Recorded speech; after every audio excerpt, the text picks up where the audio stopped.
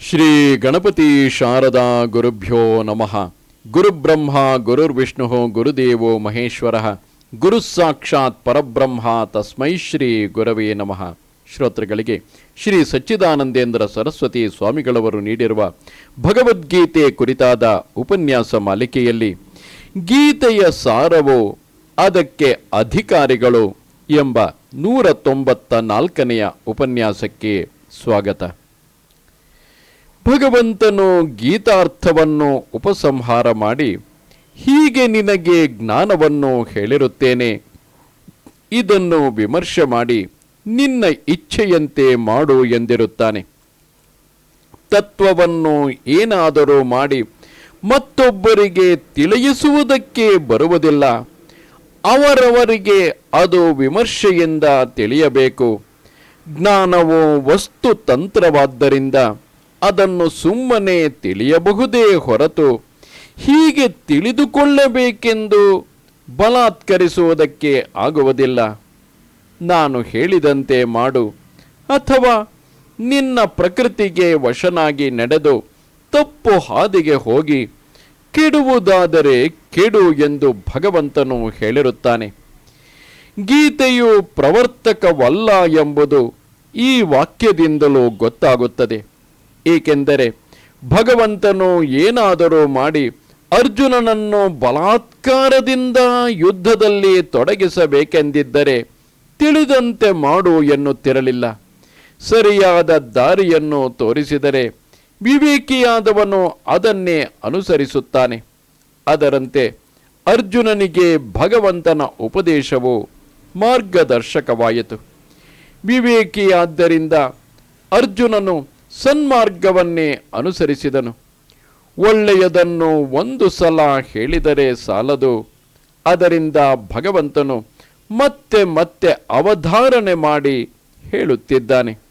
ಸರ್ವಗುಹ್ಯತಮಂ ಭೂಯ ಶೃಣು ಮೇ ಪರಮಂ ವಚಃ ಇಷ್ಟೋಸಿ ಮೇ ದೃಢಮಿತಿ ತಥೋ ವಕ್ಷ್ಯಾಮಿ ತೇ ಹಿತಂ. ಗೀತೆಯಲ್ಲಿ ಈ ಉಪಸಂಹಾರ ವಾಕ್ಯಗಳು ಬಹಳ ಮುಖ್ಯ.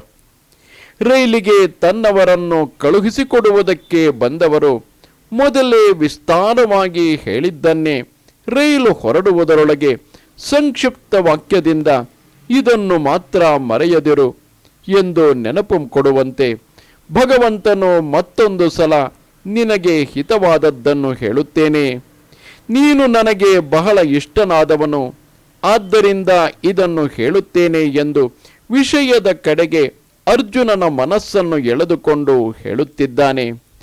ಮನ್ಮನ ಭವಮದ್ಭಕ್ತೋ ಮದ್ಯಾಜಿ ಮಾಂ ನಮಸ್ಕುರು ಮಾಮೇ ವೈಶ್ಯಸಿ ಸತ್ಯಂತೆ ಪ್ರತಿಜಾನೆ ಪ್ರಿಯೋಸಿ ಮೇ. ನನ್ನಲ್ಲಿಯೇ ಮನಸ್ಸಿಡು, ನನ್ನ ಭಕ್ತನಾಗು, ನನ್ನನ್ನೇ ಪೂಜಿಸುತ್ತಿರು, ನನ್ನನ್ನೇ ನಮಸ್ಕರಿಸುತ್ತಿರು. ಹೀಗಾದರೆ ನೀನು ನನ್ನನ್ನೇ ಸೇರುವೆ. ಸತ್ಯವಾಗಿ ಆಣೆ ಮಾಡಿ ಹೇಳುತ್ತೇನೆ ಎಂದು ಮತ್ತೊಮ್ಮೆ ಭಗವಂತನು ಹೇಳಿರುತ್ತಾನೆ.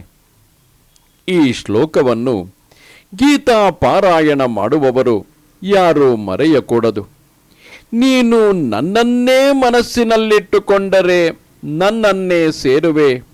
ನಿಮ್ಮ ಹೃದಯವೆಲ್ಲಿರುವುದೋ ಅಲ್ಲಿ ನಿಮ್ಮ ಮುಖ್ಯ ನಿಧಿ ಇರುತ್ತದೆ ಎಂಬುದೊಂದು ಆಂಗ್ಲರ ಉಕ್ತಿ. ನಿಮಗೆ ಅತ್ಯಂತ ಮುಖ್ಯವಾದದ್ದು ಯಾವುದೋ ಅದನ್ನು ನೀವು ಎಂದಿಗೂ ಮರೆಯದೇ ಇರುವಿರಿ. ಅದೇ ನಿಮಗೆ ಸರ್ವಸ್ವವಾಗಿರುತ್ತದೆ ಅಲ್ಲವೇ? ನಮ್ಮಲ್ಲಿ ಕೆಲವರಿಗೆ ಪ್ರಪಂಚದಲ್ಲಿಯೂ ಮನಸ್ಸಿರುತ್ತದೆ, ಭಗವಂತನಲ್ಲಿಯೂ ಆಗಾಗ್ಗೆ ಹೋಗಿ ಬರುತ್ತಿರುತ್ತದೆ. ಹೀಗಾಗಬಾರದು ಎಂಬುದನ್ನು ಇಲ್ಲಿರುವ ಮತ್ ಎಂಬ ಶಬ್ದವು ತಿಳಿಸುತ್ತದೆ. ಮನ್ಮನ ಭವ, ನನ್ನಲ್ಲಿಯೇ ಮನಸ್ಸಿಡು, ಬೇರೊಂದರಲ್ಲಿ ಇಡಬೇಡ. ನನ್ನ ಭಕ್ತನೇ ಆಗಿರು, ಮತ್ತೊಂದರಲ್ಲಿ ಪ್ರೀತಿಯನ್ನು ಇಟ್ಟುಕೊಳ್ಳಬೇಡ ಎಂದು ಮುಂತಾಗಿ ನನ್ನನ್ನು ಎಂದು ಭಗವಂತನು ಒತ್ತಿ ಹೇಳಿರುವುದು ಇದಕ್ಕಾಗಿಯೇ. ಒಂದು ಚಿತ್ರಪಟಗಳ ಅಂಗಡಿಗೆ ಹೋದವನು ತನ್ನ ಕಣ್ಣನ್ನು ಯಾವ ಚಿತ್ರದ ಸೌಂದರ್ಯವು ಸೆಳೆಯುವುದೋ ಅದನ್ನೇ ಆರಿಸಿಕೊಳ್ಳುತ್ತಾನಲ್ಲವೇ? ಹಾಗೆ ನಮಗೆ ಎತ್ತ ನೋಡಿದರೂ ಭಗವಂತನೇ ಬೇಕಾಗುವಂತೆ ಆಗಬೇಕು. ಶ್ರುತಿಯಲ್ಲಿ ಆತ್ಮನನ್ನೇ ಶ್ರವಣ ಮಾಡಬೇಕು, ಮನನ ಮಾಡಬೇಕು, ನಿಧಿಧ್ಯಾಸನ ಮಾಡಬೇಕು ಎಂಬ ವಾಕ್ಯವಿದೆ. ಅನಾತ್ಮದ ಸೆಳೆತದಿಂದ ಬಿಡಿಸಿಕೊಂಡು ಆತ್ಮನ ಕಡೆಗೆ ತಿರುಗಬೇಕು ಎಂಬುದನ್ನು ಆ ವಾಕ್ಯವು ತಿಳಿಸುತ್ತದೆ. ಅದರ ಅಭಿಪ್ರಾಯವೇ ಇಲ್ಲಿದೆ. ನಮ್ಮ ಮನಸ್ಸಿನಲ್ಲಿ ಏತರ ವಾಸನೆ ಇರುವುದೋ ಅದನ್ನು ನಾವು ಆರಿಸಿಕೊಳ್ಳುವೆವು. ನಮಗೆ ಅನಾತ್ಮ ವಸ್ತುಗಳ ವಾಸನೆಯು ಬಲವಾಗಿರುವುದರಿಂದ ಆತ್ಮ ವಿಚಾರವು ಬೇಡವಾಗುವುದು. ಅನಾತ್ಮ ವಿಚಾರಗಳನ್ನು ಹುಡುಕಿಕೊಂಡು ಹೋಗುವ ಹಾಗಾಗುತ್ತದೆ. ಮತ್ತೊಬ್ಬರು ನಮ್ಮನ್ನು ಹಳಿದರೂ ಚಿಂತೆಯಿಲ್ಲ. ಮುಮುಕ್ಷುಗಳಾದವರು ಈ ಅನಾತ್ಮದ ಚಿಂತನೆಯನ್ನು ಬಿಟ್ಟು ಬಿಡಬೇಕು. ಸದ್ಯದ ಕಾಲದಲ್ಲಿ ವರ್ತಮಾನ ಪತ್ರಿಕೆಗಳನ್ನು ಓದುತ್ತಾ ನಮಗೆ ಸಂಬಂಧಪಡದ ಎಷ್ಟೋ ವಿಷಯಗಳನ್ನು ಚಿಂತಿಸುತ್ತಾ ಅವುಗಳ ಮಾತನ್ನೇ ಆಡುತ್ತಿರುವ ಹವ್ಯಾಸವನ್ನು ಬಿಡಬೇಕು. ನನ್ನಲ್ಲಿಯೇ ಮನಸ್ಸಿಡು, ನನ್ನ ಭಕ್ತನಾಗು ಎಂದು ಭಗವಂತನು ಹೇಳಿರುವುದನ್ನು ಮನಸ್ಸಿಗೆ ತಂದುಕೊಳ್ಳಬೇಕು. ಅನಾತ್ಮ ವಸ್ತುಗಳಿಗೆ ಕಾರಣವಿಲ್ಲದೆ ಹೆಚ್ಚಿನ ಬೆಲೆಯನ್ನು ಕೊಡುತ್ತಿರುವ ಅಭ್ಯಾಸವನ್ನು ಬಿಡಬೇಕು. ಅವುಗಳನ್ನು ಮನಸ್ಸಿಗೆ ತಂದುಕೊಂಡಷ್ಟು ಕ್ಲೇಶವು ಹೆಚ್ಚುವುದು, ಸುಖವು ದೂರವಾಗುವುದು. ಪ್ರಪಂಚದಲ್ಲಿ ಈಶ್ವರನು ಇಲ್ಲವೇ ಇಲ್ಲವೆಂಬಂತೆ ನಾವು ವ್ಯವಹರಿಸುತ್ತಿದ್ದೇವೆ. ಪರಮ ಪ್ರೇಮಾಸ್ಪದನಾದ ಆ ಆನಂದ ಧಾಮನನ್ನು ಮರೆತು ದುಃಖದ ಕಗ್ಗಾಡಾದ ವಿಷಯ ಪ್ರಪಂಚದಲ್ಲಿ ಅಲೆದಾಡುತ್ತಿರುವುದು ಎಂಥ ಶೋಚನೀಯವಾದದ್ದು. ಸಾಹುಕಾರನೊಬ್ಬನು ಪರಸ್ಥಳದಲ್ಲಿ ಹಣಕ್ಕಾಗಿ ಅವರಿವರನ್ನು ಅಂಗಲಾಚಿ ಬೇಡಿಕೊಂಡರೂ ಯಾರೊಬ್ಬರೂ ಸಹಾಯ ಮಾಡದೇ ಇರಲು ಬೇಸರದಿಂದ, ಎಲ ಮನೆಯಲ್ಲಿ ಮತ್ತೊಬ್ಬರಿಗೆ ಸಹಾಯ ಮಾಡುವಷ್ಟು ಹಣವನ್ನಿಟ್ಟುಕೊಂಡಿರುವ ನನಗೆ ಇಂಥ ಕಷ್ಟ ಬರಬಹುದೇ ಎಂದು ತನ್ನ ಅಂಗಿಯ ಜೇಬಿನಲ್ಲಿ ಕೈ ಹಾಕಿದನಂತೆ. ಅಲ್ಲಿ ತಾನು ಇಟ್ಟು ಮರೆತಿದ್ದ ನೋಟು ಒಂದು ಸಿಕ್ಕಲು ಹೊಸದಾಗಿ ಹಣವನ್ನು ಸಂಪಾದಿಸಿದವನಂತೆ ಸಂತೋಷಪಟ್ಟನಂತೆ. ಹೀಗೆಯೇ ನಾವು ಸುಖಕ್ಕಾಗಿ ಆ ವಿಷಯ ಈ ವಿಷಯ ಹೀಗೆ ಅಲೆದಲೆದು ಎಲ್ಲಿಯೂ ಆ ಸುಖವು ಸಿಕ್ಕದೇ ಇರುವುದನ್ನು ಕಂಡು ಶಾಸ್ತ್ರಾಚಾರ್ಯರ ಉಪದೇಶದಿಂದ ನಮ್ಮ ಒಳಗಡೆ ತಿರುಗಿದರೆ ಅಲ್ಲಿಯೇ ಎಂದೆಂದಿಗೂ ಇದ್ದುಕೊಂಡಿರುವ ನಮ್ಮ ಸ್ವರೂಪಕ್ಕೆ ಸೇರಿದ ಆತ್ಮಾನಂದವು ಹೊಸದಾಗಿ ಲಭಿಸಿದಂತೆ ಆಗುತ್ತದೆ. ಇದನ್ನೇ ಭಗವಂತನು ನನ್ನಲ್ಲಿಯೇ ಮನಸ್ಸಿಡು, ನನ್ನ ಚಿಂತೆಯನ್ನೇ ಮಾಡುತ್ತಿರು, ನನ್ನ ಪ್ರೇಮವನ್ನು ಮಾಡು, ನನ್ನನ್ನೇ ಪೂಜಿಸುತ್ತಿರು, ಹಾಗಾದರೆ ನನ್ನನ್ನೇ ಸೇರುವೆ ಎಂದು ಪ್ರತಿಜ್ಞೆ ಮಾಡಿ ಹೇಳುತ್ತಿದ್ದಾನೆ. ಕರ್ಮಯೋಗನಿಷ್ಠೆಯ ಪರಮ ರಹಸ್ಯವೆಂದರೆ ಈಶ್ವರನನ್ನು ಶರಣು ಹೊಂದುವುದು. ಅದನ್ನು ಭಗವಂತನು ಮನ್ಮನಾಭವ ಎಂಬ ಶ್ಲೋಕದಿಂದ ಉಪಸಂಹಾರ ಮಾಡಿರುತ್ತಾನೆ. ಈ ಕರ್ಮಯೋಗದಲ್ಲಿಯೇ ನೆಲೆ ನಿಂತರೆ ಆಗುವ ಫಲವೇನು ಎಂದರೆ ಸಮ್ಯಕ್ ದರ್ಶನವೆಂಬ ಹೆಚ್ಚಿನ ವಿಜ್ಞಾನವು. ಇದನ್ನೇ ಎಲ್ಲ ಉಪನಿಷತ್ತುಗಳು ಸಾರುವವು. ಇದರ ಆಧಾರವನ್ನು ಇಟ್ಟುಕೊಂಡೇ ಭಗವಂತನು ತನ್ನ ಉಪದೇಶವನ್ನು ಪ್ರಾರಂಭಿಸಿದನು. ಈಗ ಶಾಸ್ತ್ರದಲ್ಲಿ ಅದನ್ನೇ ಉಪಸಂಹಾರ ಮಾಡುತ್ತಾನೆ. ಸರ್ವಧರ್ಮಾನ್ ಪರಿತ್ಯಜ್ಯ ಮಾಮೇಕಂ ಶರಣಂ ವ್ರಜ, ಅಹಂ ತ್ವಾ ಸರ್ವಪಾಪೇಭ್ಯೋ ಮೋಕ್ಷಯಿಷ್ಯಾಮಿ ಮಾ ಶುಚಃ. ಭಗವಂತನ ಕಡೆಗೆ ತಿರುಗುವುದು, ಆಮೇಲೆ ಆತನನ್ನು ಕಂಡುಕೊಂಡು ಅಲ್ಲಿಯೇ ಆನಂದವನ್ನು ಅನುಭವಿಸುತ್ತಾ ನೆಲೆ ನಿಂತು ಬಿಡುವುದು. ಇವೆರಡೇ ಆಧ್ಯಾತ್ಮಶಾಸ್ತ್ರದ ಉಪದೇಶ ಸಾರವು. ಪರಮಾರ್ಥ ತತ್ವದಲ್ಲಿ ಎಂದೆಂದಿಗೂ ತಾದಾತ್ಮ್ಯ ಭಾವನೆಯಿಂದ ನೆಲೆ ನಿಲ್ಲುವುದೇ ಸರ್ವಕರ್ಮ ಸನ್ಯಾಸ ಪೂರ್ವಕವಾದ ಜ್ಞಾನ ನಿಷ್ಠೆಯು. ಸರ್ವಧರ್ಮಾನ್ ಪರಿತ್ಯಜ್ಯ ಎಂಬ ವಾಕ್ಯದಲ್ಲಿ ಒಂದು ಹೆಚ್ಚಿನ ತತ್ವವು ಅಡಗಿರುತ್ತದೆ. ಈಗೋ ಇದು ಕರ್ತವ್ಯವು, ಇದು ಕರ್ತೃತ್ವವು ಎಂದು ಕರ್ತವ್ಯಕ್ಕೆ ಕಟ್ಟುಬಿದ್ದವನು ಕರ್ತವ್ಯ ಕರ್ಮಕ್ಕೆ ದಾಸನಾಗಿರುವವನು ಮನುಷ್ಯನು ಉಸಿರು ಬಿಡುತ್ತಿರುವವರೆಗೂ ಒಂದಲ್ಲ ಒಂದು ಕರ್ತವ್ಯವು ಇದ್ದೇ ಇರುವುದು. ಇದಕ್ಕೆ ಕೊನೆಯಲ್ಲಿ ಸಾಯುವಾಗ ಶರೀರ ವಾಂಗ್ ಮನಸ್ಸುಗಳ ಕರ್ಮಗಳು ನಿಂತು ಹೋಗುತ್ತವೆ ನಿಜ. ಆದರೆ ಹಳೆಯ ಬಟ್ಟೆಯನ್ನು ಬಿಟ್ಟು ಹೊಸ ಬಟ್ಟೆಯನ್ನು ಸ್ವೀಕರಿಸುವಂತೆ ಈಗ ಮಾಡಿದ ಕರ್ಮಗಳ ಫಲವಾಗಿ ಮತ್ತೊಂದು ಶರೀರವನ್ನು ನಾವು ಧರಿಸಲೇಬೇಕಾಗುತ್ತದೆ. ಶರೀರವನ್ನು ಧರಿಸಿದ ಮೇಲೆ ಕರ್ಮವನ್ನು ಮಾಡದೆ ಗತ್ಯಂತರವಿಲ್ಲ. ಹೀಗೆ ನೋಡಿದರೆ ಈ ಕರ್ಮಗಳ ಸರಪಳಿಗೆ ಮೊದಲಿಲ್ಲ, ತುದಿಯಿಲ್ಲ, ಎಳೆದಷ್ಟು ಬರುತ್ತಲೇ ಇರುತ್ತದೆ. ಆದ್ದರಿಂದ ಮನುಷ್ಯನು ಮಾಡತಕ್ಕ ಮುಖ್ಯ ಕರ್ತವ್ಯವೇನೆಂದರೆ ಮಾಡುವುದು ಎಂಬ ಬುದ್ಧಿಯನ್ನೇ ಕಳೆದುಕೊಳ್ಳುವುದು. ಯಾವನು ಕರ್ಮಗಳನ್ನು ಮಾಡಿ ಮಾಡಿ ಫಲಗಳನ್ನು ಪಡೆದು ಭೋಗಿಸಿ ಭೋಗಿಸಿ ಬೇಸತ್ತಿರುವನೋ, ಯಾವನಿಗೆ ಸಾಧ್ಯ ಸಾಧನ ಎಂಬಿವೆರಡೂ ಕಾಮದ ಪಾಶದ ಬಿಗಿತವೇ ಎಂದು ತೋರುವುದೋ ಅವನಿಗೆ ಈ ಉಪದೇಶವನ್ನು ಶಾಸ್ತ್ರವು ಮಾಡುತ್ತದೆ. ಕಾಮ್ಯ ನಿಷಿದ್ಧ ಕರ್ಮಗಳನ್ನು ಬಿಟ್ಟು ನಿತ್ಯ ಕರ್ಮಗಳನ್ನು ಮಾಡುತ್ತಿರುವವನು ಮಿಕ್ಕವರಿಗಿಂತ ಎಷ್ಟೋ ಮೇಲು. ಅವನನ್ನು ರಾಗ ದ್ವೇಷಗಳು ಹಿಗ್ಗ ಮುಗ್ಗ ಎಳೆಯುತ್ತಿರುವುದಿಲ್ಲ. ಆದರೆ ಈ ನಿತ್ಯ ಕರ್ಮವನ್ನು ಪರಮೇಶ್ವರನ ಆರಾಧನೆಯೆಂದು ಮಾಡಿ ಚಿತ್ತಶುದ್ಧಿಯನ್ನು ಸಂಪಾದಿಸಿಕೊಳ್ಳುವ ಕರ್ಮಯೋಗಿಯು ಸಾಮಾನ್ಯ ಕರ್ಮಿಗಿಂತಲೂ ಬಹಳ ಮೇಲಿನ ಮಟ್ಟವನ್ನು ಸೇರಿರುತ್ತಾನೆ. ಪರಮೇಶ್ವರನ ಚಿಂತೆಯಲ್ಲಿಯೇ ಮುಳುಗಿ ತನ್ನ ವ್ಯವಹಾರವನ್ನು ಸಾಗಿಸುವುದು ಎಲ್ಲರಿಗೂ ದಕ್ಕತಕ್ಕದ್ದಲ್ಲ. ಆದರೆ ಈ ಕರ್ಮಯೋಗದಿಂದ ಚಿತ್ತಶುದ್ಧಿಯನ್ನು ಪಡೆದು ಮಿಕ್ಕದ್ದೆಲ್ಲವನ್ನೂ ಬಿಟ್ಟು ಬರಿಯ ಧ್ಯಾನದಲ್ಲಿಯೇ ನಿಲ್ಲುವುದು ಸಾಮಾನ್ಯವೇ. ಈ ಲೋಕದಲ್ಲಾಗಲಿ ಪರಲೋಕದಲ್ಲಾಗಲಿ ದೊರಕುವ ಕರ್ಮ ಫಲವೆಲ್ಲವೋ ಪರಿಚ್ಛಿನ್ನವಾದದ್ದು ಎಂಬುದನ್ನು ಮನಗಂಡು ಪರಮಾತ್ಮನ ಶ್ರವಣ ಮನನ ಧ್ಯಾನಗಳಿಗೆ ಮನಸ್ಸನ್ನು ಧಾರೆಯೆರೆಯುವುದು ಎಷ್ಟೋ ಸಾವಿರ ಜನಗಳಲ್ಲಿ ಒಬ್ಬನಿಗೆ ಎಷ್ಟೋ ಜನ್ಮಗಳ ಪುಣ್ಯ ಸಂಸ್ಕಾರಗಳ ಫಲವಾಗಿ ದೊರಕತಕ್ಕದ್ದಾಗಿರುತ್ತದೆ. ಹೀಗೆ ಸರ್ವ ಕರ್ಮಗಳನ್ನೂ ಪರಿತ್ಯಾಗ ಮಾಡಿ ನಮಗೆ ದೊರಕುವುದಾದರೂ ಏನು ಎಂದು ಕೆಲವರು ಕೇಳಬಹುದು. ಆದರೆ ಇದು ಹೊಸದಾಗಿ ದೊರಕುವ ವಿಷಯದ ವಿಚಾರವಲ್ಲ. ನಾವು ಈಗಾಗಲೇ ಕಳೆದುಕೊಂಡಿರುವುದನ್ನು ಮತ್ತೆ ಪಡೆದುಕೊಳ್ಳುವ ವಿಷಯ. ನಿಜವಾಗಿ ನೋಡಿದರೆ ಅಶ್ವಮೇಧಾದಿ ಮಹಾಮಹಾ ಕರ್ಮಗಳಿಂದಲೂ ದೊರಕಿಸಿಕೊಳ್ಳಲಾರದೇ ಇರುವ ನಿತ್ಯಾನಂದ ಸ್ವರೂಪವಾದ ಪರಮಾರ್ಥವು ನಮ್ಮಲ್ಲಿಯೇ ಇದ್ದುಕೊಂಡು ಬಿಟ್ಟಿದೆ. ಆದರೆ ಅದರ ಕಡೆಗೆ ಲಕ್ಷ್ಯವಿಲ್ಲದ್ದರಿಂದ ನಾವು ಬಹಿರ್ಮುಖರಾಗಿ ಈ ಫಲ ಆ ಫಲ ಎಂದು ಫಲಭೋಗಕ್ಕಾಗಿ ಹಾತುವರಿಯುತ್ತಾ ಅಲೆಯುತ್ತಿರುವೆವು.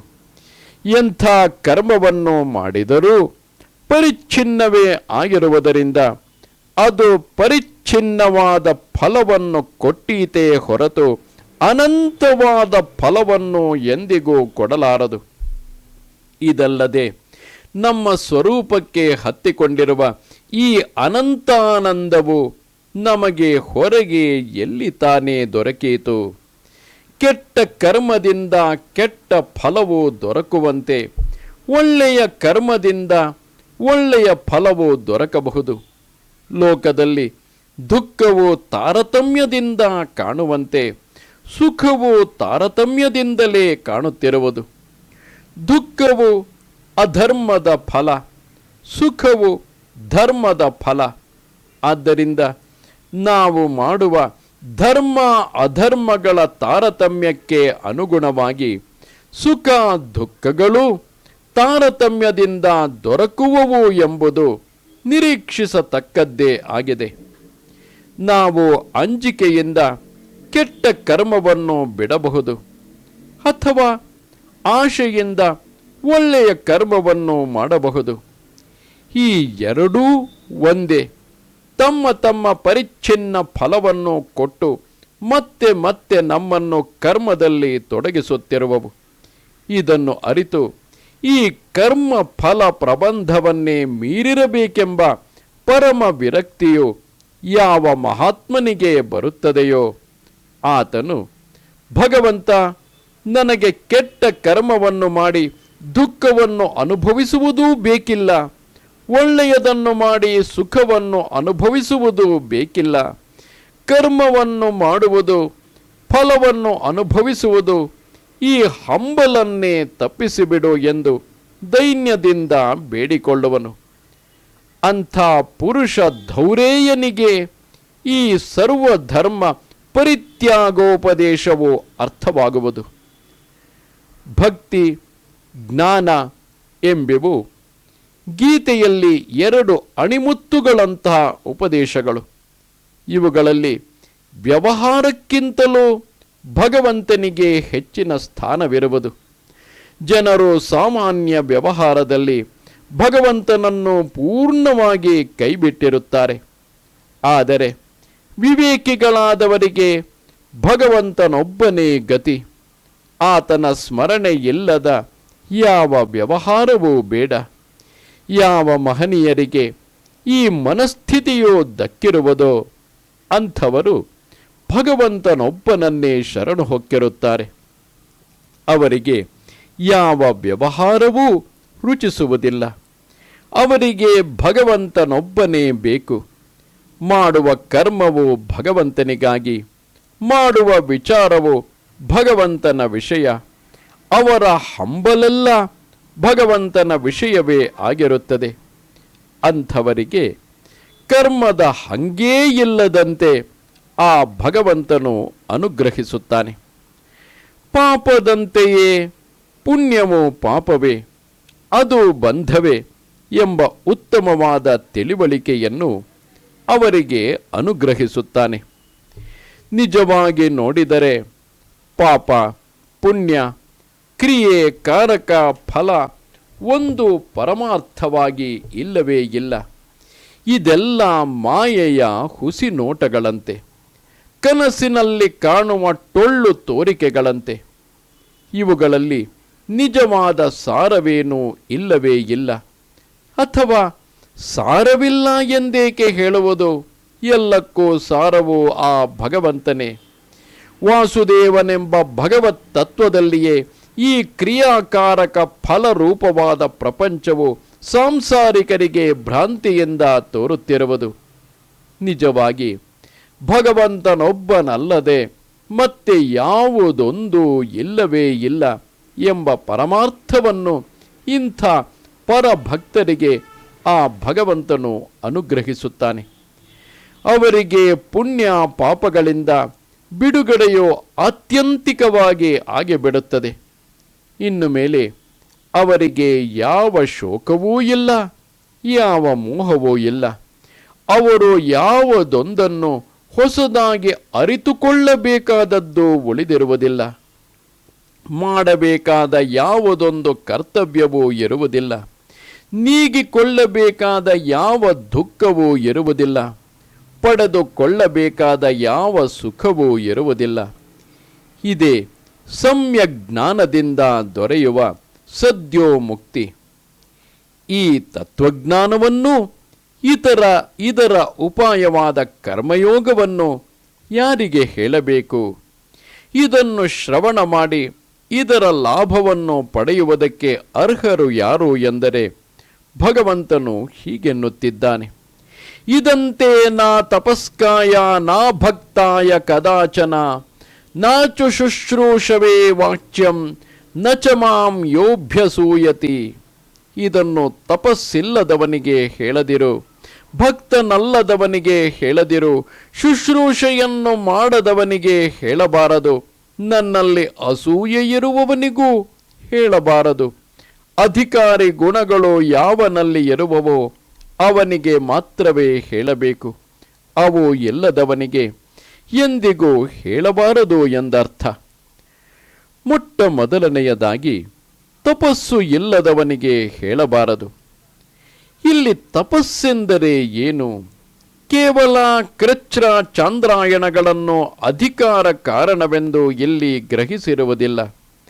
ನಿಯಮಗಳು ತಪಸ್ಸಿನಲ್ಲಿ ಸೇರಿವೆಯಾದರೂ ಮುಖ್ಯವಾಗಿ ಮನಸಶ್ಚೇಂದ್ರಿಯಾಣಾಂಚ ಹೈಕಾಗ್ರ್ಯಂ ಪರಮಂ ತಪಃ ಎಂದಂತೆ ಇಂದ್ರಿಯಗಳನ್ನು ಮನಸ್ಸನ್ನು ಬಿಗಿ ಹಿಡಿದು ಏಕಾಗ್ರತೆಯನ್ನು ಸಂಪಾದಿಸಿಕೊಂಡಿರುವುದೇ ಮುಖ್ಯ ತಪಸ್ಸು. ಯಾವನು ಚಪಲ ಚಿತ್ತನಾಗಿರುವನೋ ಅವನಿಗೆ ಇಂಥ ಸೂಕ್ಷ್ಮ ವಿಚಾರವು ಮನಸ್ಸಿಗೆ ಹಿಡಿಯಲಾರದು. ಆದ್ದರಿಂದ ಐಕಾಗ್ರ್ಯದಿಂದ ಕೇಳುವುದಕ್ಕೆ ಸಿದ್ಧನಾದವನು ಈ ಉಪದೇಶಕ್ಕೆ ಮುಖ್ಯ ಅಧಿಕಾರಿಯು. ಅವನಿಗೆ ಈ ಉಪದೇಶದ ಪೂರ್ಣ ಫಲವೂ ಆಗುವುದು. ಎರಡನೆಯದಾಗಿ ಅಭಕ್ತನಾದವನಿಗೆ ಹೇಳಬಾರದು. ಇಲ್ಲಿ ಭಕ್ತಿ ಎಂದರೆ ಪೂಜ್ಯ ವಸ್ತುಗಳಲ್ಲಿರುವ ಪ್ರೇಮವು. ಕೇಳುವುದಕ್ಕೆ ಮನಸ್ಸಿನ ಸಿದ್ಧತೆಯೇನೋ ಇರಬಹುದು, ಆದರೆ ವಿಷಯದಲ್ಲಿ ಅನಾದರ ಇರುವವನಿಗೆ ಹೇಳಿದರೆ ಯಾವ ಪ್ರಯೋಜನವೂ ಇಲ್ಲ.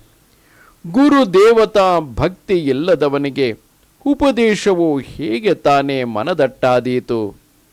ಅಧ್ಯಾತ್ಮ ವಿಚಾರದಲ್ಲಿ ಯಾವನಿಗೆ ಪ್ರೇಮವಿರುವುದೋ, ಯಾವನು ವಿಷಯ ಪ್ರಪಂಚದ ವಿಷಯಕ್ಕೆ ವಿರಕ್ತನಾಗಿ ಭಗವಂತನ ಕಡೆಗೆ ಮನಸ್ಸಿನ ಒಲವು ಇರುವವನೋ ಅಂಥವನು ಗೀತೋಪದೇಶಕ್ಕೆ ಮುಖ್ಯ ಅಧಿಕಾರಿಯು.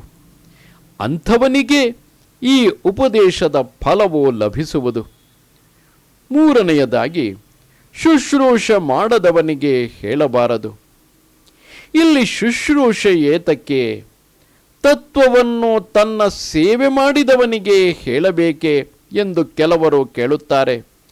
ಗುರು ಶುಶ್ರೂಷೆಯು ಗುರುವಿನ ಮನಸ್ಸನ್ನೇ ಅನುವರ್ತಿಸಿಕೊಂಡಿರುವುದಕ್ಕೆ ಹೊರಗುರುತು. ಶುಶ್ರೂಷೆ ಎಂದರೆ ಪರಿಚಾರಿಕೆ ಎಂತೂ ಭಾವಿಸಬಾರದು. ತತ್ವವನ್ನು ಬಲ್ಲ ಗುರುವೇ ಭಗವಂತನ ಪ್ರತಿನಿಧಿಯಾಗಿರುತ್ತಾನೆ. ಗುರುವಿಗೆ ಮಾಡಿದ ಸೇವೆಯು ಆ ಭಗವಂತನಿಗೆ ಮುಟ್ಟುತ್ತದೆ. ನದಿಯ ನೀರು, ನಲ್ಲಿಯ ಮೂಲಕವೂ, ವಿದ್ಯುತ್ ದೀಪವು ತಂತಿಯ ಸಂಬಂಧವುಳ್ಳ ಬಲ್ಪಿನ ಆಕಾಶದಲ್ಲಿಯೂ ಹೊರತೋರಿಕೊಳ್ಳುವಂತೆ ಭಗವಂತನ ತತ್ವದ ಪ್ರಕಾಶವು ಗುರುಗಳಲ್ಲಿಯೇ ಆಗುತ್ತದೆ.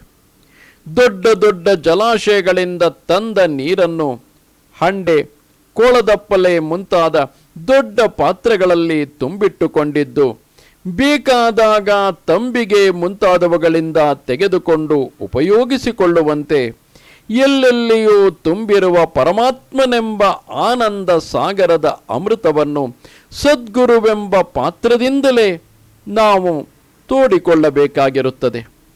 ಶುಶ್ರೂಷಾದಿಗಳಿಂದ ಪ್ರಸನ್ನನಾಗಿರುವ ಗುರುವು ಯಾವ ಸಮಯದಲ್ಲಿ ತತ್ವೋಪದೇಶವನ್ನು ಮಾಡುವನೋ ಆಗಲೇ ಗಾಳಿ ಬಂದಾಗ ತೂರಿಕೊಳ್ಳುವ ಜಾಣರಂತೆ ನಾವು ಆ ಉಪದೇಶದ ಸದುಪಯೋಗವನ್ನು ಮಾಡಿಕೊಳ್ಳಬೇಕು. ಈ ಕಾರಣದಿಂದ ಗುರುವಿನ ಅನುವರ್ತನೆಯು ಅತ್ಯವಶ್ಯಕವಾಗಿರುತ್ತದೆ. ಯಾವನು ತಪಸ್ವಿಯೋ ಭಕ್ತನೋ ಆಗಿದ್ದರೂ ಗುರು ಶುಶ್ರೂಷಾ ತತ್ಪರನಾಗಿರುವುದಿಲ್ಲವೋ ಅವನಿಗೆ ಶುಶ್ರೂಷುವಾದ ಶಿಷ್ಯನಿಗೆ ದೊರಕುವ ತತ್ವಜ್ಞಾನ ಲಾಭವೋ ಆಗಲಾರದು ಎಂಬುದನ್ನೇ ಈ ಶುಶ್ರೂಷಾ ವಾಕ್ಯದಿಂದ ಭಗವಂತನು ತಿಳಿಸಿರುತ್ತಾನೆ. ಇನ್ನು ನನ್ನಲ್ಲಿ ಅಸೂಯೆ ಇರುವವನಿಗಂತೂ ಹೇಳಲೇಬೇಡ ಎಂಬ ವಾಕ್ಯದ ಅರ್ಥವನ್ನು ವಿಚಾರ ಮಾಡೋಣ. ಇದುವರೆಗೆ ಹೇಳಿದ ಮಿಕ್ಕ ಗುಣಗಳು ಒಂದೊಂದು ಇದ್ದರೆ ಮತ್ತೊಂದು ಕಾಲಕ್ರಮದಲ್ಲಿ ಬಂದು ಕೂಡಿಕೊಳ್ಳುವ ಸಂಭವವಿದೆ. ಆದರೆ ಭಗವಂತನಲ್ಲಿ ಅಸೂಯೆ ಇರುವವನಿಗೆ ಮಿಕ್ಕ ಯಾವ ಅಧಿಕಾರ ಗುಣವು ಇದ್ದರೂ ಪ್ರಯೋಜನವಿಲ್ಲ. ಕುದುರೆಗೆ ಕಾಲುಗಳು ಕತ್ತರಿಸಿ ಹೋಗಿದ್ದರೆ ಅಂಥದ್ದನ್ನು ಯಾವ ಶಿಪಾಯಿ ತಾನೇ ಯುದ್ಧಕ್ಕೊಯ್ಯುವ ಯೋಚನೆಯನ್ನಾದರೂ ಮಾಡಿಯಾನು? ಅಸೂಯಾ ಗುಣವು ಅಂಥ ದೊಡ್ಡದೊಂದು ಕೊರತೆ. ಅಸೂಯೆ ಎಂದರೇನು? ದೊಡ್ಡವರಲ್ಲಿ ಕಾಣುವ ಗುಣಗಳನ್ನೂ ಕೂಡ ದೋಷಗಳೆಂದೇ ತಿಳಿಯುವ ದೌರ್ಭಾಗ್ಯವದು. ಕೆಲವರಿಗೆ ಸಾಧುಗಳ ವಿಷಯಕ್ಕೆ ಸಂಶಯ ಉಂಟಾಗುತ್ತದೆ. ಅವರಿಗೆ ಸಾಧೂಪದೇಶದಿಂದ ತಮಗೂ ತಮ್ಮವರಿಗೂ ಎಲ್ಲಿ ವಿರಕ್ತಿ ಬರುವುದೋ, ಎಲ್ಲಿ ವ್ಯವಹಾರವೋ ಕೆಟ್ಟು ಹೋಗುವುದೋ ಎಂಬ ಅಂಜಿಕೆ ಇರುತ್ತದೆ. ತತ್ವೋಪದೇಶದಿಂದ ಜನರಲ್ಲಿ ಆಲಸ್ಯ ಉಂಟಾಗುತ್ತದೆ ಎಂದು ಅವರ ಭಾವನೆ ಇರುತ್ತದೆ. ಸಾಧುಗಳು ಅಹಂಕಾರಿಗಳು, ತಾವೇ ದೊಡ್ಡವರು ಎಂದುಕೊಂಡಿರುತ್ತಾರೆ. ಎಲ್ಲರಿಂದಲೂ ನಮಸ್ಕಾರವನ್ನು ಸ್ವೀಕರಿಸುತ್ತಾರೆ. ತಮ್ಮ ಹೆಚ್ಚುಗಾರಿಕೆಯನ್ನೇ ಪ್ರದರ್ಶನ ಮಾಡುತ್ತಾರೆ. ತಾವು ಸರ್ವಜ್ಞರು ಎಂದುಕೊಳ್ಳುತ್ತಾರೆ ಎಂಬ ತಪ್ಪು ತಿಳುವಳಿಕೆಯು ಕೆಲವರಿಗೆ ಉಂಟು. ಇನ್ನು ಎಲ್ಲ ಸಾಧುಗಳಿಗೂ ಸಾಧುತ್ವವನ್ನು ಅನುಗ್ರಹಿಸಿರುವ ಭಗವಂತನಲ್ಲಿಯೇ ಇಂಥ ಅಸೂಯೆ ಎದ್ದು ಬಿಟ್ಟರೆ ಗತಿಯೇನು? ಶ್ರೀಕೃಷ್ಣನು ಕೊನೆಯಲ್ಲಿ ಅರ್ಜುನನಿಗೆ ನನ್ನನ್ನು ಪೂಜೆ ಮಾಡು, ನನ್ನನ್ನು ನಮಸ್ಕರಿಸು ಎಂದು ಮುಂತಾಗಿ ಆತ್ಮ ಪ್ರಶಂಸೆ ಮಾಡಿಕೊಂಡಿರುತ್ತಾನೆ. ಅರ್ಜುನ, ನೀನು ನನ್ನ ಮಾತನ್ನು ಕೇಳದೇ ಇದ್ದರೆ ಕೆಟ್ಟು ಹೋಗುವೆ ಎಂದು ಬೆದರಿಕೆ ಹಾಕಿರುತ್ತಾನೆ. ನನ್ನಲ್ಲಿ ಭಕ್ತಿ ಇಲ್ಲದವರು ಅಸುರರು ಎಂದು ಪರನಿಂದೆ ಮಾಡಿದ್ದಾನೆ ಎಂದು ಆ ಭಗವಂತನಲ್ಲಿಯೇ ದೋಷಾರೋಪಣೆ ಮಾಡುವುದು ಎಂಥ ಪರಮ ಪಾಪದ ಫಲವಾಗಿರಬೇಕು. ಅಂಥವರಿಗೆ ಭಗವಂತನನ್ನು ನಂಬಿರಿ, ಅದರಿಂದ ಸದ್ಗತಿಯಾಗುವುದು ಎಂದು ಉಪದೇಶ ಮಾಡಿದರೆ ಎಂದಿಗೆ ತಿಳಿದೀತು? ನಿಜವಾಗಿ ನೋಡಿದರೆ ಸಾಧುಗಳಾಗಲಿ ಸಾಧು ಶರಣ್ಯನಾದ ಭಗವಂತನಾಗಲಿ ಯಾವ ಆತ್ಮಪ್ರಶಂಸೆಯನ್ನು ಮಾಡಿಕೊಂಡಿಲ್ಲ. ಅವರಿಗೆ ನಾನು ಎಂಬ ವ್ಯಕ್ತಿಗತ ಅಹಂಕಾರವೇ ಇರುವುದಿಲ್ಲ. ಅವರು ಲೋಕವನ್ನೆಲ್ಲ ಸರ್ವ ಪ್ರೇಮದಿಂದ ಕಾಣುತ್ತಿರುತ್ತಾರೆ. ಭಗವಂತನಂತೂ ಎಲ್ಲರಿಗೂ ಆತ್ಮನಾಗಿರುತ್ತಾನೆ. ಹೀಗಿರುವಲ್ಲಿ ಅವನಲ್ಲಿ ಆತ್ಮ ಪ್ರಶಂಸೆ, ಪರನಿಂದೆ, ಕೀರ್ತಿಯ ಆಶೆ ಮುಂತಾದ ದೋಷಗಳು ಹೇಗೆ ತಾನೇ ಇರುವುದು ಸಾಧ್ಯ? ಗಂಡ ಹೆಂಡಿರು ಇಬ್ಬರೇ ಇರುವ ಮನೆಯಲ್ಲಿ ಚಿಕ್ಕ ಹುಡುಗನೊಬ್ಬನು ಇದ್ದರೆ ಅವನಿಗೆ ಗುರು ಹಿರಿಯರಲ್ಲಿ ಭಕ್ತಿಯನ್ನು ಉಪದೇಶಿಸುವುದು ಹೇಗೆ? ತಾಯಿಯು ನಿಮ್ಮ ತಂದೆಯವರಿಗೆ ನಮಸ್ಕಾರ ಮಾಡು, ಅದರಿಂದ ಶ್ರೇಯಸ್ಸಾಗುವುದು ಎಂದು, ತಂದೆಯು ನಿಮ್ಮ ತಾಯಿಯನ್ನು ದೇವರೆಂದು ಭಾವಿಸು, ಇದೇ ನಿನ್ನ ಕಲ್ಯಾಣಕ್ಕೆ ಸಾಧನವೋ ಎಂದು ಉಪದೇಶಿಸುವುದು ಆತ್ಮಶ್ಲಾಘನೆ ಅಥವಾ ಆತ್ಮೀಯ ಶ್ಲಾಘನೆ ಎನ್ನಬಹುದೇ? ಇಂಥ ಉಪದೇಶವನ್ನು ಮಾಡದೇ ಇದ್ದರೆ ಆ ಹುಡುಗನಿಗೆ ಧರ್ಮದ ತತ್ವವು ತಿಳಿಯುವುದಾದರೂ ಹೇಗೆ? ಭಗವಂತನು ಜಗತ್ತನ್ನು ಸೃಷ್ಟಿ ಮಾಡುವಾಗಲೇ ಬ್ರಹ್ಮಾದಿಗಳಿಗೆ ಧರ್ಮವನ್ನು ಉಪದೇಶಿಸಿರುತ್ತಾನೆ. ಆತನ ಅನುಗ್ರಹದಿಂದ ಆ ಬ್ರಹ್ಮಾದಿಗಳು ತಾವು ಸೃಜಿಸಿದ ಪ್ರಜೆಗಳಿಗೂ ಧರ್ಮೋಪದೇಶವನ್ನು ಮಾಡಿರುತ್ತಾರೆ. ಹೀಗೆ ಸಂಪ್ರದಾಯ ಕ್ರಮಾಗತವಾಗಿಯೇ ನಮಗೆ ಶ್ರುತಿ ಸ್ಮೃತಿಗಳು ಬಂದಿರುತ್ತವೆ. ಆದ್ದರಿಂದ ಸರ್ವಲೋಕ ಗುರುವಾದ ವಾಸುದೇವನಲ್ಲಿಯೇ ಯಾವಾಗಲೂ ಅಸೂಯಾಯುಕ್ತ ಆ ವಾಸುದೇವನಲ್ಲಿಯೇ ಯಾವನು ಅಸೂಯಾಯುಕ್ತನಾಗಿರುವನೋ ಅವನಿಗೆ ಗೀತೋಪದೇಶವನ್ನು ಅರಿತು ಆನಂದವನ್ನು ಅನುಭವಿಸುವುದಕ್ಕೆ ಯಾವುದೋ ಒಂದು ದೊಡ್ಡ ಕಂಟಕವು ಅಡ್ಡ ಬಂದಿರುವುದೆಂದು ತಿಳಿಯಬೇಕು. ಲೋಕದಲ್ಲಿ ಜನರಿಗೆ ಅಧರ್ಮ ನಿಮಿತ್ತವಾಗಿಯೇ ಮಿಕ್ಕವರಲ್ಲಿ ದೋಷವು ಹೆಚ್ಚಾಗಿ ಕಾಣುವುದು, ಅಥವಾ ಗುಣಗಳಲ್ಲಿಯೂ ದೋಷ ಬುದ್ಧಿಯುಂಟಾಗುವುದು. ಕೈಕೇಯಿಗೆ ಯಾವುದೋ ಒಂದು ಚಿತ್ತ ದೋಷದ ನಿಮಿತ್ತದಿಂದ ಮಂಥರೆಯ ದುರ್ಬೋಧನೆಯು ಪಥ್ಯವಾಗಿ ತೋರಿತು. ದಶರಥನು ಶ್ರೀರಾಮನಿಗೆ ಪಟ್ಟಾಭಿಷೇಕವನ್ನು ಏರ್ಪಡಿಸಿದ್ದು ತನ್ನ ಮಗನಿಗೆ ತೊಂದರೆಯನ್ನು ಉಂಟು ಮಾಡುವುದಕ್ಕೆ ಎಂಬ ದುರ್ಬುದ್ಧಿ ಬಂದಿತು. ಈ ಪ್ರತಿಬಂಧಕವನ್ನು ನಿವಾರಣೆ ಮಾಡುವುದಕ್ಕಾಗಿ ಶ್ರೀರಾಮನಿಗೆ ವನವಾಸವನ್ನು, ಭರತನಿಗೆ ಪಟ್ಟಾಭಿಷೇಕವನ್ನು ಮಾಡುವಂತೆ ದಶರಥನನ್ನು ವರದ್ವಯದ ವಾಗ್ದಾನವನ್ನು ನಿಮಿತ್ತ ಮಾಡಿಕೊಂಡು ಬಲಾತ್ಕರಿಸಿದಳು. ಆದರೇನು, ಆ ದೋಷ ಬುದ್ಧಿಯು ಕೊನೆಯವರೆಗೂ ಇತ್ತೇ? ಇಲ್ಲ. ಅವಳು ತಾನು ಮಾಡಿದ್ದು ತಪ್ಪೆಂದು ತಿಳಿದ ಕೂಡಲೇ ಎಚ್ಚೆತ್ತುಕೊಂಡಳು. ಕೊನೆಗೆ ಪಶ್ಚಾತ್ತಾಪದಿಂದ ದುಃಖಪಟ್ಟಳು. ಶ್ರೀರಾಮನಿಗೆ ಮತ್ತೆ ಪಟ್ಟಾಭಿಷೇಕವಾದಾಗ ಆಕೆಗೆ ಎಲ್ಲರಿಗಿಂತಲೂ ಹೆಚ್ಚಿನ ಸಂತೋಷವೇ ಆಗಿರಬೇಕಲ್ಲವೇ? ಹೀಗೆ ದೋಷ ದೃಷ್ಟಿ ಎಂಬುದು ಪಾಪದ ಫಲವಾದ್ದರಿಂದ ಯಾರಿಗಾದರೂ ಅಸೂಯೆ ಇದೆ ಎಂದು ತೋರಿದರೆ ಅವರಲ್ಲಿ ಮರುಕವನ್ನು ತೋರಿಸಬೇಕು. ನಾವು ಯಾರಲ್ಲಾದರೂ ಯಾವುದಾದರೂ ದೋಷವನ್ನು ಕಂಡರೆ ಅದರಲ್ಲಿಯೂ ಗುಣಾಂಶವನ್ನು ಗ್ರಹಣ ಮಾಡುವುದನ್ನು ಕಲಿಯಬೇಕು. ಲೋಕದಲ್ಲಿ ಯಾವುದೊಂದು ಪದಾರ್ಥವೂ ನಿರ್ದೋಷವಲ್ಲ, ನಿರ್ಗುಣವಲ್ಲ. ಹೀಗಿರುವುದರಿಂದ ದೋಷವನ್ನೇ ಆರಿಸುವುದು ನಮ್ಮ ಚಿತ್ತ ದೋಷವನ್ನು ತೋರಿಸುತ್ತದೆ. ಹೀಗಿರುವಲ್ಲಿ ಕಲ್ಯಾಣ ಗುಣಗಳ ಗನಿಯೇ ಆಗಿರುವ ಭಗವಂತನಲ್ಲಿಯೇ ದೋಷವನ್ನು ಆರೋಪಿಸುವುದು ಎಂಥ ಪಾಪದ ಫಲವು! ಭಗವಂತನು ಪಾಪಗಳನ್ನೇಕೆ ಸೃಷ್ಟಿ ಮಾಡಿದನು, ಅಥವಾ ಪಾಪವನ್ನು ಮಾಡುವುದಕ್ಕೆ ಏಕೆ ಅವಕಾಶವನ್ನು ಕೊಟ್ಟಿರುತ್ತಾನೆ ಎಂದು ಕೂಡ ಶಂಕಿಸುವ ಪಾಪಿಗಳು ಉಂಟು. ಅಂಥವರಿಗೆ ಅಂಧ ತಮಸ್ಸಲ್ಲದೆ ಬೇರೆ ಗತಿಯೂ ಕಾಣುವುದಿಲ್ಲ. ಆದರೂ ದಯಾಘನನಾದ ಭಗವಂತನೇನೋ ಎಲ್ಲರಿಗೂ ದೋಷವನ್ನು ಬಿಟ್ಟು ಗುಣವನ್ನು ಸಂಪಾದಿಸಿಕೊಳ್ಳುವುದಕ್ಕೆ ಅವಕಾಶವನ್ನು ಕಲ್ಪಿಸಿರುತ್ತಾನೆ. ಭಗವಂತನಲ್ಲಿಯೇ ದೋಷವನ್ನು ಕಲ್ಪಿಸುವವರು ಅಷ್ಟೊಂದು ಹೆಚ್ಚಿನ ಸಂಖ್ಯೆಯವರಿಲ್ಲ. ಅಂಥವರಿಗೆ ಎಂದಿಗೂ ತತ್ವಜ್ಞಾನವು ಹಿಡಿಯಲಾರದು.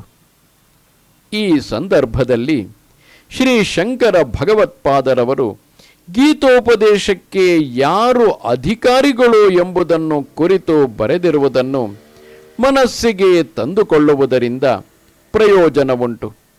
ಮೇಧಾವಿಯಾದವನು, ತಪಸ್ವಿ ಇವೆರಡರಲ್ಲಿ ಯಾವುದಾದರೂ ಒಂದು ಗುಣವಿದ್ದರೂ ಆಗಬಹುದೆಂದು ದೊಡ್ಡವರು ಹೇಳಿರುತ್ತಾರಾದ್ದರಿಂದ ಶುಶ್ರೂಷಾ ಭಕ್ತಿಗಳಿಂದೊಡಗೂಡಿರುವ ತಪಸ್ವಿಗಾಗಲಿ ಅಥವಾ ಅವುಗಳಿಂದೊಡಗೂಡಿದ ಮೇಧಾವಿಗಾಗಲಿ ಹೇಳಬಹುದು. ಶುಶ್ರೂಷಾ ಭಕ್ತಿಗಳು ಇಲ್ಲದಿದ್ದರೆ ತಪಸ್ವಿಯಾಗಿದ್ದರೂ ಹೇಳಬಾರದು, ಮೇಧಾವಿಗೂ ಹೇಳಬಾರದು. ಗುರು ಶುಶ್ರೂಷಾ ಭಕ್ತಿಯಿದ್ದರೂ ಹೇಳಬಹುದು. ಭಗವಂತನಲ್ಲಿ ಅಸೂಯೆ ಇರುವವನಿಗಂತೂ ಮಿಕ್ಕ ಯಾವ ಗುಣಗಳಿದ್ದರೂ ಹೇಳಬಾರದು. ಆಚಾರ್ಯರ ಅಭಿಪ್ರಾಯದಲ್ಲಿ ಅಸೂಯಾರಾಹಿತ್ಯವೆಂಬುದು ಎಲ್ಲಕ್ಕೂ ಮುಖ್ಯವಾದ ಅಧಿಕಾರ ಗುಣವೆಂದು ಸ್ಪಷ್ಟವಾಗಿರುತ್ತದೆ. ಆದ್ದರಿಂದ ಗೀತಾರ್ಥವನ್ನು ಅರಿತುಕೊಳ್ಳುವುದಕ್ಕೆ ಅಧಿಕಾರವನ್ನು ಸಂಪಾದಿಸಿಕೊಳ್ಳಬೇಕೆನ್ನುವವರು ಮೊಟ್ಟ ಮೊದಲು ಭಗವಂತನ ಗುಣಗಳನ್ನು ಎಡೆಬಿಡದೆ ಚಿಂತಿಸುವ ಸಾಧನವನ್ನು ಮಾಡಬೇಕು. ಆ ಸಾಧನದ ಬಲದಿಂದ ತಪಸ್ಸು, ಭಕ್ತಿ, ಗುರು ಶುಶ್ರೂಷೆ ಇವುಗಳು ಕ್ರಮಕ್ರಮವಾಗಿ ಅವರ ಅಂತಃಕರಣದಲ್ಲಿ ತೋರಿಕೊಳ್ಳುವವು. ನಮಸ್ತೆ ಶಾರದೆ ದೇವಿ ಕಾಶ್ಮೀರ ಪುರವಾಸಿನಿ ತ್ವಾಮಹಂ ಪ್ರಾರ್ಥಯೇ ನಿತ್ಯಂ ವಿದ್ಯಾದಾನಂಚ ದೇಹಿಮೆ. ನಮಸ್ಕಾರ.